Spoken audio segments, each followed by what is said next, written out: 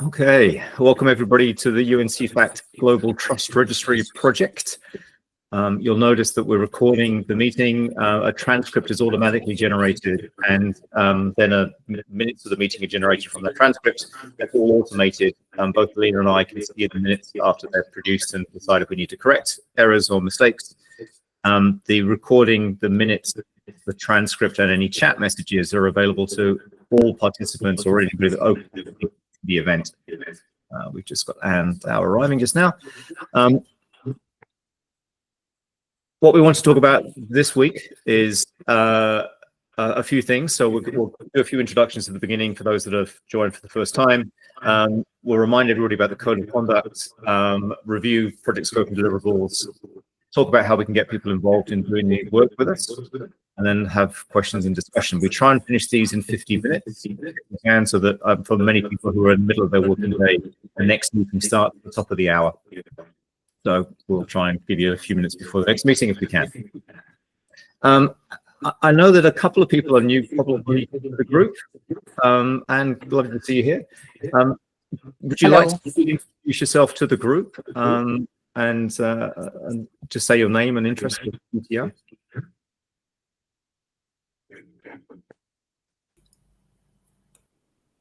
Sorry. I'll take a stab at it.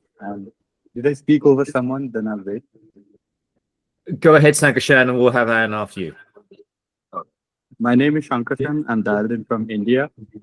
I have been working in the field of decentralized identifiers, identity, and everything related to that, along with digital trust for quite a few years now. And I got introduced to this project emerging because John has been presenting a lot about the work that's been going on at Trust over IP meetings. I've put myself through the hoops of registering, and hopefully I'll get accepted by my head of delegation. But meanwhile, I'm very happy that I'm able to join, participate, and do as much as I can, because I find this is a necessary thing. Thank you, Sankashan. Anne? Hi, so I'm Anne. I've worked in digital product passport area in the last 5 years, which obviously led me to UNTP, and that naturally led me to this group. And I'm happy to support in any way I can. And I usually join the other meeting, but I'm currently in Asia, and that's why I joined this meeting. Cool, thank you. I know everybody on this call, which is lovely, but does anybody know that it's their first time on the Global Trust Registry call? Anybody want to speak up that may be known to me, but may not be known to others? I don't think I've introduced myself. It's not the first time that I'm on the call. I think it's the second time, but I'm happy to introduce myself. Thanks, Dima. So I'm Dima. If I haven't met you before, I've got multiple hats on. I live in Australia, first of all. In general, I'm interested in the topic of trust registries and digital trust. I do quite a bit of work in Australia, running or establishing and architecting our local identity ecosystem, Connect ID. And I do quite a bit of work with OpenID Foundation on some of the standards in the space. That's me. Thank you, Dima. And for Dima, Anne, and Sankashan, if you want to put notes in the chat to say anything like, for example, Dima, you might want to put a link to Connect ID's work or something, then feel free to do that. Harley, I think you were about to introduce yourself. Dima said hi.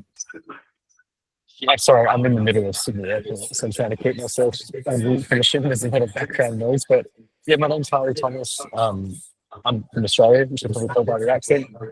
Contributed a bit to the UNTP and very much interested in it. Me and my companies have been involved in some practical pilot demonstrations of the AEST as well. This is my first time on these things, but particularly interested in it as a concept because I think this idea keeps coming up with that, you've got all of the data that really actually trust and just the kind of registration process. So it's interesting to sit in and learn and see what's going on. Thank you, Harley. Alex has joined us, but I think you've been with us before, Alex. I think you've introduced yourself before. Good to see you. I think thanks, John. We can probably kind of crack on. Quick reminder for everybody, there are codes of conduct and IPR rules for projects under the UN CEFACT. The code of conduct I'll synthesize to be nice to people and accept any expert recommended by a head of delegation. So if a country delegator suggests this person should be part of the project, then we need to welcome them to the project. But also, I think we just need to be nice and welcoming to people in general. And the intellectual property rights are around basically an open source royalty-free product, so that whatever we produce in this project must be accessible to all and mustn't come with royalty fees or charges. That means if you're promoting ideas into the project, you need to be aware of what that means. If it's proprietary to you, you need to think about the process and so on. There are some links on these slides to the actual detail. I encourage you to look at them if you're concerned. I'm going to whistle through some stuff that may be familiar to most, but please put your hand up, interrupt if you want me to slow down, because I want to get to the kind of gut today about what we're building and what we're writing. There's a few kind of understandings or misunderstandings about the project that have persisted, and we still occasionally get people kind of asking us these questions. So it's the name Global Trust Registry leads many people down various lines of thinking. It was a name that we inherited, Alina and I. Alina, by the way, on the call is my extremely capable co-lead, has a legal background, to be very careful, and is the registrar in the Spanish Registradores. John, sorry to interrupt, John. Just quickly, there's quite a bit of feedback coming through Alina's microphone. Could you just mute, please? Awesome. Thank you. Thanks, Ashley. Sorry about that. Yes. Sorry, I didn't hear quite if you well. Could, if you mute your I can do it temporarily. You can unmute yourself. There you go. So in a second you can unmute yourself again, Alina. Yeah, there's something funny with the echo there. So back to this, the Global Trust Registry project was the title that we inherited. It was what was originally proposed in a brief in January of this year, and it's led a few people to think what we might or might not be doing. A few kind of simple facts here are this project will write recommendations. Fundamentally, it writes recommendations to UN CEFACT. The UN CEFACT Bureau decide whether to accept these recommendations and publish them. As such, it then becomes a published recommendation for the countries of the UN. We will explore the possibility of implementing what we are recommending. So there'll be some pilots in this project, but fundamentally what we produce are recommendations and test them to the extent we can within pilots. It's then up to UN CEFACT, the body, and the nation states as to whether they actually implement these recommendations. We have no authority to make things actually happen, no legal authorities, no sort of sticks or carrots to wave around. So the fundamental outcome of this project will be recommendations. One of the recommendations might be that whatever the system is that is created, it's not called the Global Trust Registry.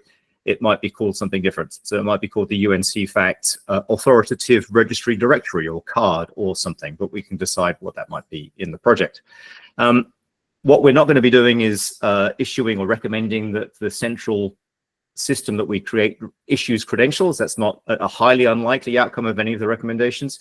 What we want to do is lean on existing authoritative registrars. So those organizations that already exist in nation states that issue credentials that are relevant to supply chains. So things like register a business, register land assets, register trademarks, register the other sort of parts that are necessary from a sort of trade interaction point of view. So what we want to do is provide a way in which those existing registrars can be recognized. And if I make a very simple use case, that if you were a party that wants to choose whether to use a new supplier, you want to make sure that that supplier is duly registered in the country they claim to come from, that they're on the official registry list, if you like, and that comes with whatever legal protections and meaning that that entry does come with in that registry's list. So it's that kind of puzzle we want to solve. Who is the official registrar for Spain? We have one of them on the call. Who is the official registrar for Estonia, for Indonesia, for Australia, for Panama, and so on? These are the kind of, that's the answer we want to try and make sure we have and make available to all. That means a number of things in this wills and won'ts things. And along the way, the origin of this project has its heart in the Sustainable Development Goals of the United Nations. And there's a few of them listed on this page as to sort of the ones that the project is anchored to as to what we want to achieve. So it comes out of a line of thinking about transparency at scale for supply chains.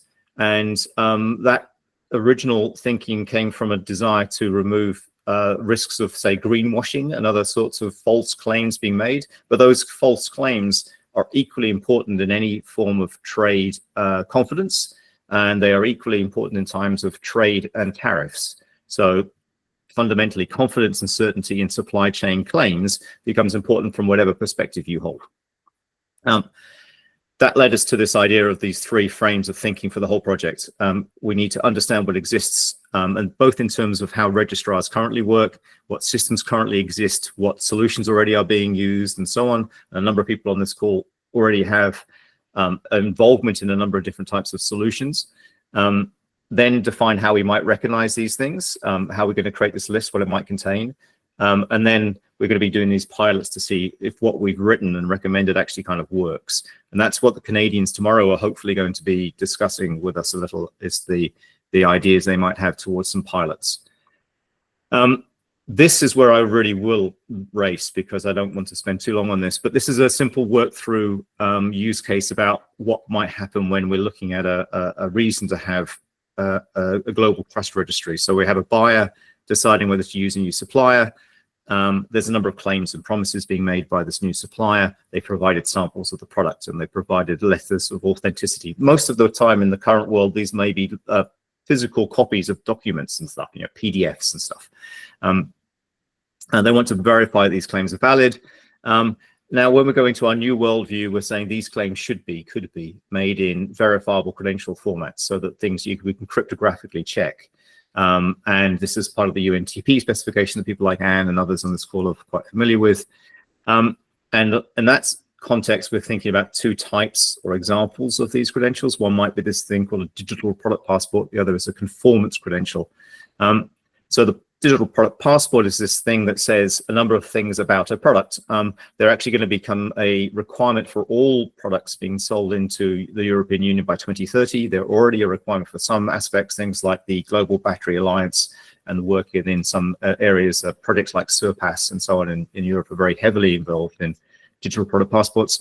Within UNTP, there's a specification for a kind of generic style of digital product passport. The conformity credential is something that says a claim made by the supplier that they conform to something, an ISO standard for quality or lab tests or some other sort of requirement that they conform to, that their land is organically farmed, that it hasn't been deforested. These are reasonable claims to make in a supply chain. So here we have a digital product passport making claims about both the manufacturer and about the supplier in this case, and it's protected and it's signed cryptographically. And within UNTP, we talk about DIDs, decentralized identifiers, and verifiable credentials. Those are the specifics, if you like, of how UNTP considers how to solve the problem of a cryptographically protected block of data. You'll see in the latest versions of the UNTP spec that they are less prescriptive about the DID method that's being used, the way that this decentralized identifier is expressed and where it is placed. So it was originally just a DID web world, but now they're considering both DID web VH, for example, and also other DID methods. But the real question we want to answer in this project is that business ID that the claim is made as a claim by the prospective supplier, is it valid? Is it their own ID to use? Are they masquerading as somebody else? Are they who they say they are? So to find those answers, the buyer needs to find some authoritative source for the answers. And that is where another sort of credential comes into play that we're going to be very much looking at on this project, this idea called a digital identity anchor. And there I know that people like Alex have been doing quite a lot of work on thinking around this, and others actually on this call have experience about ways of expressing identity. Here, we're talking about the identity typically of either things or organizations and not of people, which is a particularly kind of doing identity of people is a very interesting space to work in, but it's not the one we're trying to work on in this project. So what we imagine in our project is that this digital identity anchor has been issued by an authority, and it sort of does this mapping between the business ID and what the business claims to hold. So the normal process of registration in any country is whatever that normal process is. So to register a business here in Australia, you might approach your state-based office, go through a process of registering your business, and that might then also enter a registry entry into the ASIC registry here in Australia. And then you get an ABN number, an Australian business number, and an Australian business record. So those are the sort of ways it works here. Other countries may have something very similar, but or perhaps different. You go through this process, and out of that, you get some sort of identifier given to you for your business. And what we're saying is that there's a sort of a follow-up to that. Having established your credentials, your rights to have this business name and identifier, you then provide back to the authority. These are the identifiers we want to use, the digital identifiers we want to use, the DIDs that we want to use, and that then binds these things together. So that's the thinking that currently exists in the UNTP spec, and that's part of the thinking we really want to work on in this project. That's there's a stream of work on the digital identity anchor. So we can now verify that the buyer can verify the supplier's business ID and DID are registered with the authority. That's great. That's fantastic. And the conformity credential, I really will whistle now, goes in a similar way. So issued by an independent assessor. The assessor has to have a license. We suggest to have the right to issue these assessments. So they probably have an authority that gives them the license to operate and to provide this assessment. So we go back to our buyer's decision. They can check the claims made by the supplier and decide if to engage with them. But the interesting thing about this is that when we've done all these checks, the question still remains, is that authoritative registry, that authority that the supplier has registered themselves with, are they genuinely an authoritative registry? Or have they created a whole world of make-believe, and including the creation of a fake registry against which they're registered? And in the world of sort of deepfake AI, it's very simple to create arbitrarily large webs of fake, if you like, so that it's not hard to try to create levels of and layers of fake.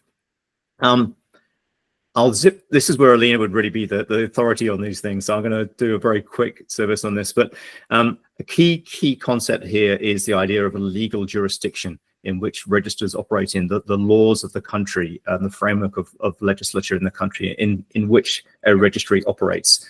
And that's fundamental to the thinking for this project. That's one of the criteria, if you like, for an authoritative register. So we are only interested really, because it's the UN project, in countries. That's going to create an interesting discussion that we could have later about what does that mean for existing systems like LIFE, LEIs and VLIs, which, if you know about them, are Global Legal Entity Identifier Framework and the Verifiable Legal Entity Identifier.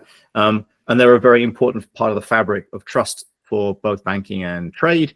And we need to sort of understand how to accommodate them or how they fit in, and they do fit in. We understand that many nation states have more than one registry. They are a federation, so they have more than one state, as we do here in Australia, and therefore there could be multiplicities, complicated stuff. I think in the talk that Alina gave in Geneva, somebody said that there are many registers of businesses in Germany, and that could, in a sense, be a complexity problem. And we may or may not find that these are consolidated, as they are here in Australia, through a particular channel. So we have the ASIC registry as a sort of consolidator of things about businesses in Australia, and the ATO in general, the Australian Tax Office. Or they might be published directly by the state. But outside of this, well, around this legislature, are going to be things to do with the governance of the operation of the registry. They'll have services and operations, and they'll have data. So there's a whole bunch of things to do with the way they register stuff. And they may have many separate registries of interest for us from a supply chain point of view. So business, land, and other things.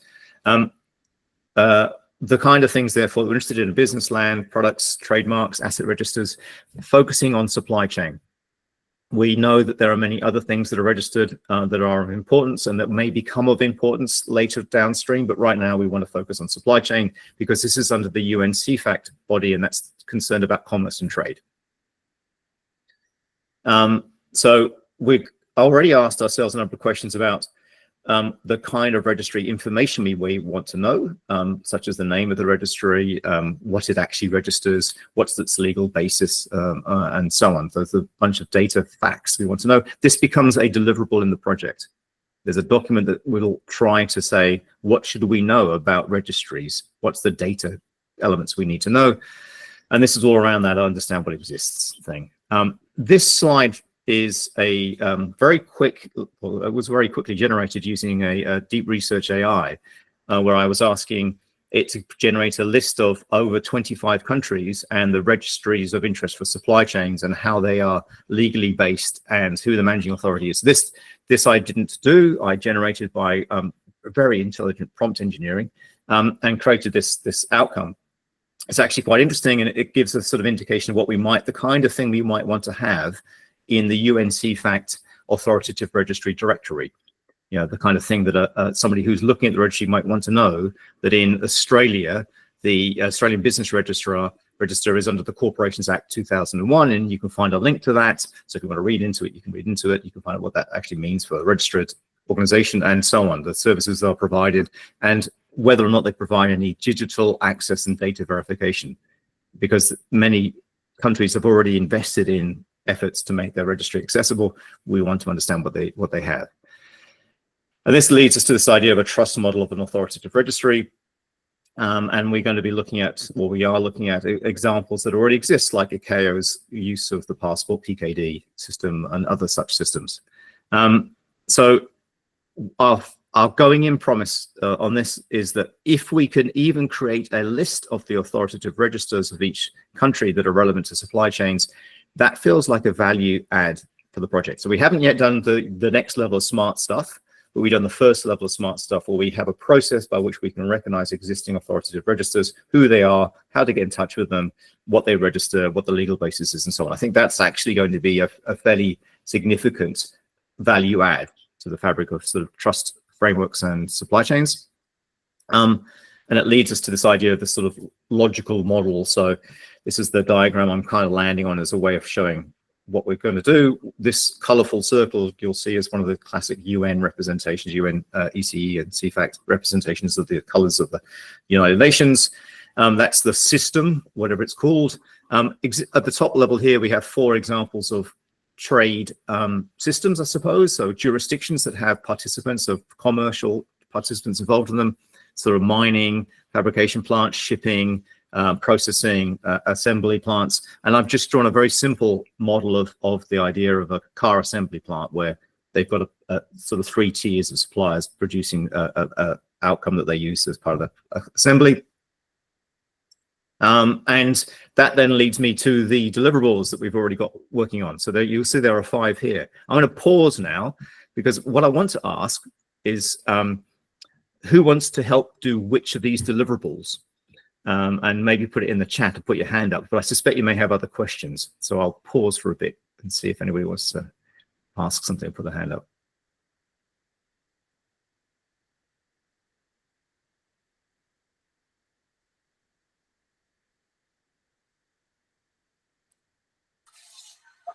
I have a question, John. It's probably done, and I'm struggling to hear a bit in the airport. So at the top of the call, you mentioned about we're not developing a centralized registry. Was that kind of what you were outlining? We're not going to create a credential issuing registry. So what we don't want to be seen as doing is undermining existing jurisdictional registries' efforts to issue their own thing. Or other parties like Glyph or others where they're issuing credentials that are relevant to trade. So we will have a central registry, a way of recognizing the other registries that exist, but we don't want to usurp them in any way.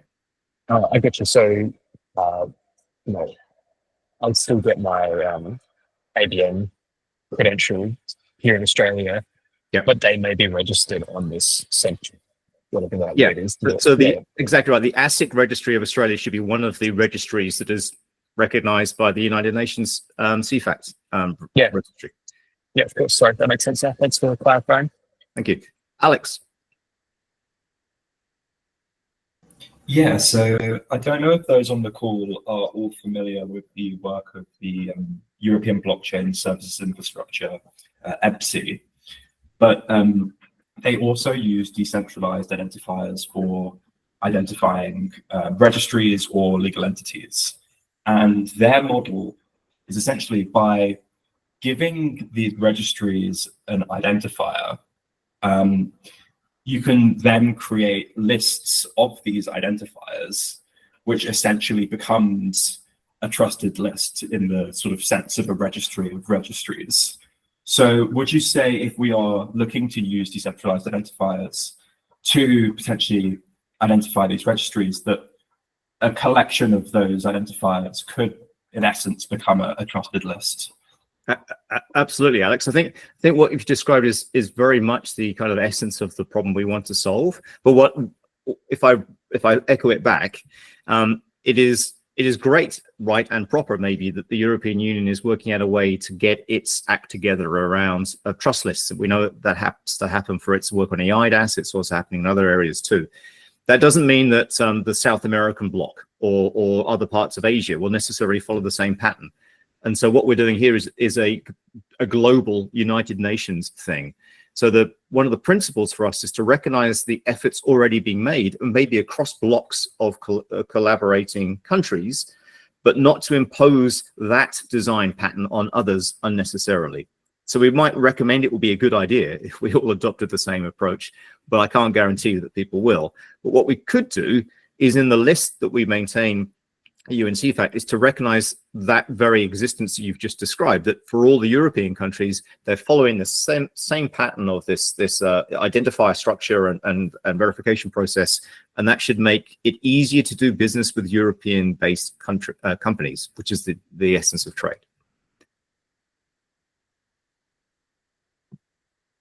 Alina, you need to unmute yourself, I think. Yes. Hi, John.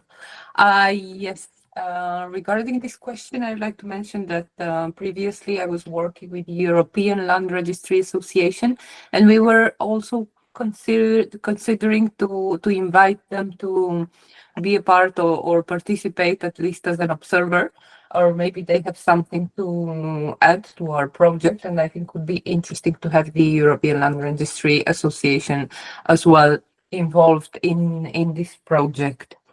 And I would also like to add a few things regarding John's presentation of the project, which was brilliant. Actually, I have not so much to add because unfortunately soon I will have another online meeting. So as he was already mentioning, our project has a dual perspective. On one hand, we aim to create a global trust registry, which is not a proper register, as the title might sound. Actually, we aim to create a list or a directory of registers or a register of registries. And on the other hand, the digital identity anchor. I would also like to clarify, because some of the experts have already expressed their concern about issuing credentials on behalf of different registries or from different United Nations member states. I think this is very important to clarify that our global trust registry, or whatever the name might be, is not going, we do not intend to issue any credentials. Obviously, this would not even be possible, because we would interfere with national legal frames. And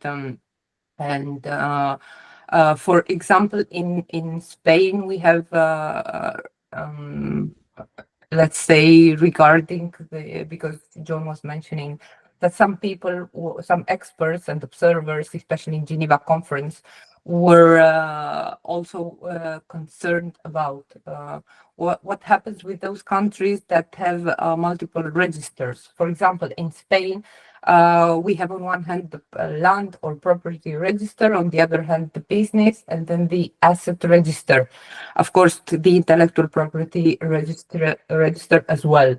Nevertheless, the database is unique. We have achieved the digitalization process last year, and our system is interoperable. So Even though or despite that our organization is decentralized, we aim to, let's say, that all these offices, because they're not actually independent registers, they're just offices placed in different regions in Spain. So they will all be a part of the Global Trust Registry. Coming back to the identifier issue, of course, some experts were also concerned what is going to happen with our national identifiers, or what about the European identifier, or what about the V-line?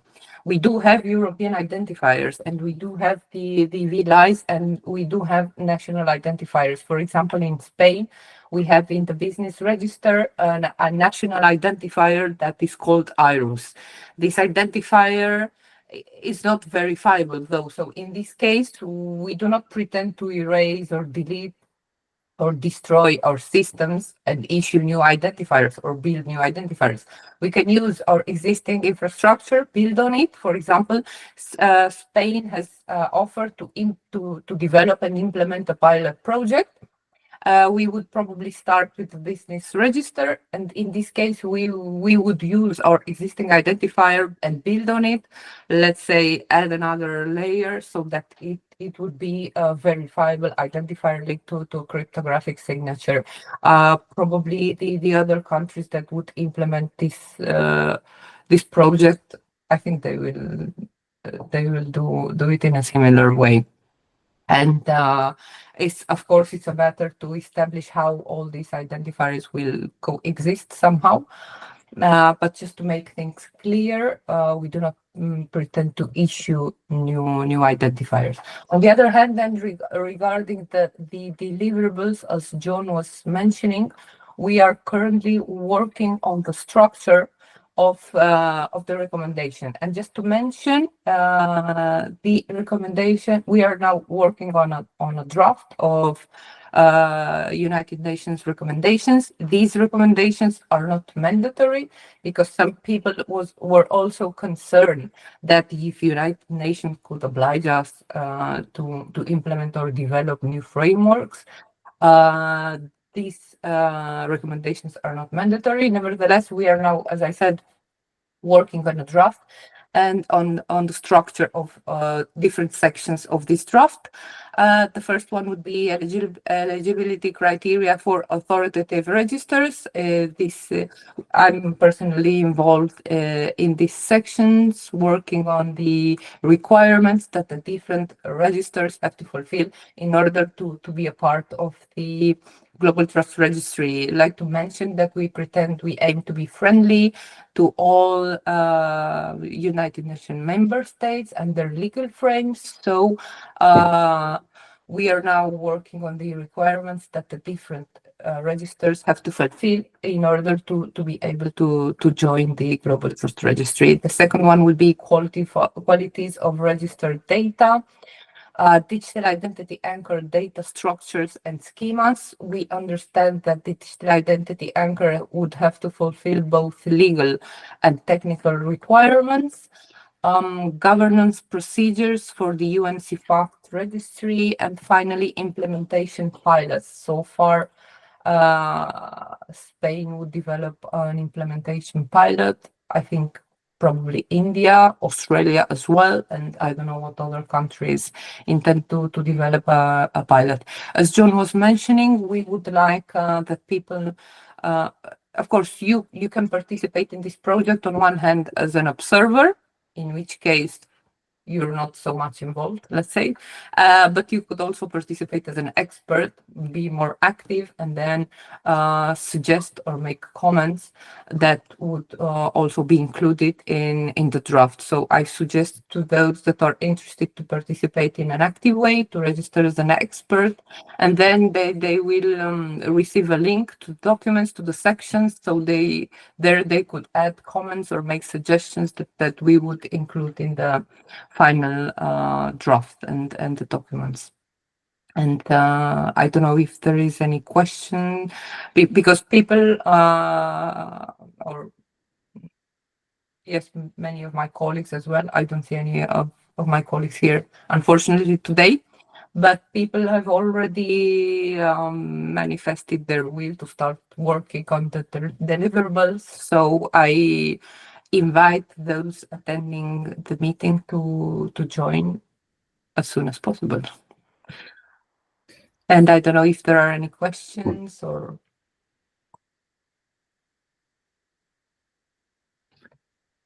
No questions. All clear. There's lots to discuss, Alina, I am sure. I think the just if I just quickly just mute just to stop that echo. What I'm going to go to for this collective group, a number of you have applied to be registered as experts under CEFACT. So there's a link available to you to sort of do that, follow that process. Anne, I know you've done it. Sankashan, I know you've done it. Alex, I know you've done it. I'm maybe others have done it too as well. And it can have a delay process, and after the application, you can get hiccups. Just tell us, Alina and I, if you've applied. You should get a confirmation out of the registration process, like an email that says you fill out the form, basically. And then there's a second and third step. Now, I put those steps into the groups IO message I sent out a while ago. That's an email group list that we are running. I can share the links for that on this chat if you like.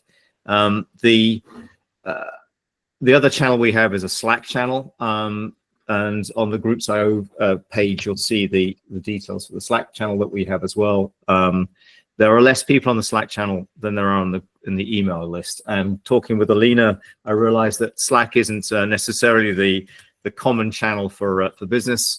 That's not what I want to do. So we might well end up just using email as our default mechanism. I can't seem to paste something in the chat. I don't know why. Okay. If anybody on the call knows where the Groups IO link is, could you paste that in the chat? Sankashan, I think you're in there. Anne, I think you're in there.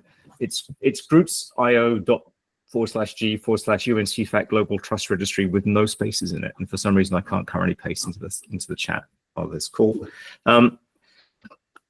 If you register, my working practice is going to be join in, right? And let me show you how you join in. So if I get out of this mode of presenting, because that maybe is what's giving me a problem, and see if I can get my screen to refresh. This is an example of one of the documents. This is the document that Alina was referring to about the criteria for authoritative registers. So this number one here are the deliverables. And what each of these documents has is a sort of generic structure which says, I'm lazy by nature, right? So every one of the about the Global Trust Registry projects in every one of the 5 documents is the same text, and it's text that's imported from a separate document in which we can edit the text if we find it's wrong, and then all the documents will get the right text. So that text comes in there. We have a specific purpose and scope for each document. We're going to use the standard BCP 14 kind of must, shall not require those sort of statements in capitals if they're normative, that is a requirement to be met. Again, each document includes definitions that we'll use, and those are a linked data structure thingy from a thing. And in fact, I can see there's an error. So why don't I show you how we'd fix an error? So if I open the source, I hope that'll open up on the screen you're seeing. Yeah, it does seem to be doing so. So we had an error with cryptographically. So cryptographically, fix the typo, go back to the right project thing and do update, and we've got a new version of the glossary. And that will be the same in all the documents. They'll all have that corrected typo in them. So this is not marked down inside a GitHub or GitLab registry with forks and pull requests. We might end up there, but because of the audience that we're mostly working with, the familiarity is likely to be more on Office Productivity Suite software, so working inside word processing type environments or PowerPoint, Keynotes, Google Slide type environments, that sort of thing. And that's where we want to sort of let people generate content before we move into other spaces. So these are the requirements that Alina and her team have come up with already, that are kind of the draft, the candidates for requirements about what a registry would need to have in place for it to be recognized. Now, interestingly, we want to make them as simple as possible, but no simpler, so that we don't block countries from coming in that should come in. But it's it's necessary that there are certain conditions that can be met. Otherwise, they're not an official registry. So there's a sort of list of these requirements here. That's the kind of guts of what you'd be working on if you're looking at that one. We look at another example. I'll go to the project. This is a very simple project site. I don't know if I can yet paste here. Can I? No, I can't. So this is a very simple project site. This will get replaced by probably a GitLab environment. That is where the CEFACT projects are moving towards. But at the moment, it's just a place where I can easily put some things in. It includes, for example, a folder of all the project files. And, interesting. If you click on any of these links, and all of you on this call can open any of these files, and you'll have comment rights to those files. You can add a comment into them. If, as you've just suggested in this chat on this call, you wish to participate in editing content, creating content, that's fantastic. And assuming you've applied through the right processes, we'll give you edit rights to these documents. So if I look at, for example, the digital identity anchor draft that we have, you'll notice it's the same sort of structure for the document, same inherited about. This document here would need an update because I've just done that change, so we'd update that, get the new version. And here we see some different contents. This is sort of a bit of an explainer about the digital identity anchor in the context of this project. You can see it comes from the slides you've just seen. And then I've got some reminders for people that are participating that we're leaning on, building on the work of the UNTP project. So here's a link to the spec of the UNTP project and its consideration about digital identity anchors, but we're building on it and changing it. We're coming up with different things. So now we're going to get into the guts of this particular project about what are the data structure and schemas that we're proposing. We might, as Lena suggested, we need to pay attention to what organizations are already doing, or registrars are already doing, and also the initiatives such as those in Europe, other parts of the world, and also things like there's a global GLUE is one of the projects that's coming under, I think it's IETF, that's looking at a kind of wrapper for the way organization identifiers might work. So that you could have whatever local representation you like, but we have a wrapper around the outside to make it easy to resolve and find out kind of what the identifier is. But that's the guts of what this part of the project needs to look at. And then, as Alina was saying, we might need to think about some legal requirements or how we handle the legality of a digital identity anchor. So these are discussion documents. They're not yet the recommendation that will be put to the CEFACT body at the end of the project. And that recommendation comes about. It's very interesting what my screen is doing right now. Oh, here we go. Is towards the end of the project. So this is the schedule we're working under. We're now in July and we're still looking at these capture and document requirements for governance for the GTR. That's where the family of documents that includes the legal requirements for a registrar to meet and so on. And then we've got this idea around the digital identity anchor requirements. What do we need to have inside a digital identity anchor, and what sort of recommendations we make. And then we all have these sort of pilots that we hope to build out later on. This deck, by the way, is available to all, but what I'm recognizing has happened since I started this work with Alina is that we've kind of just had to start running before everything else is ready. So we still got this as Google Docs and slides and sheets and Meet and that sort of environment. It's free to use. You just need a Gmail account to access and edit. You don't even need a Gmail account to write a comment. And that's going to be replaced though. So that site will be replaced probably by a GitLab environment over the next few weeks. They are moving the UNTP project to a GitLab environment from a GitHub environment to do with license issues. They're still finally resolving the site space. And when that's there, we'll have two things. We'll have probably moved the content we're working on now to that GitLab environment when it's there. But we'll also have what CEFACT themselves provide, which is a an environment that's basically Atlassian Confluence, but kind of constrained and full templated to support sort of project-headed sort of updates. So that environment I found isn't always available. So if I click this link now, today it wasn't up and running. I don't know if it's going to resolve. It's not available. So that's I've just shown you one of the reasons why I don't rely on that as my environment to run the project, because it has occasionally not been available. But the version that is in the GitLab in space now for UNTP is now got this URL and this under GitLab is where they're working. So that's about it for today. I think that's almost at the top of the hour. I typically want to finish with a question. So what I'm asking, what you're already doing now with this call, is to indicate your interest in which of the files. I'll obviously get a record of that, and I'll give you sort of edit access to these files, because you kind of can't do anything wrong because you've got revision control, and we can always undo any changes and so on. Every change is recorded. So please add in the thoughts and content you think is valuable for the project in the areas you're interested in, and we'll work out whether we need separate meetings to discuss particular deliverables or topics that come up.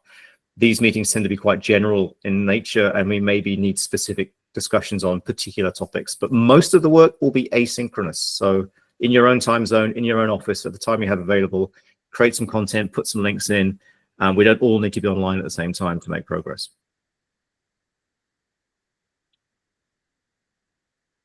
And that's it from me.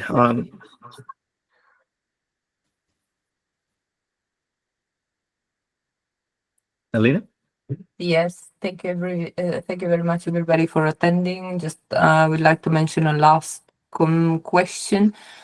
The documents we will send, such as project proposal or other documents that are not the deliverables, are not to be edited, because some experts got confused and they wanted to edit. So none of the documents are to be edited except the project deliverables, where you can only add comments and suggestions. And if you want edit rights, then you would first have to register as an expert and then get in touch with us.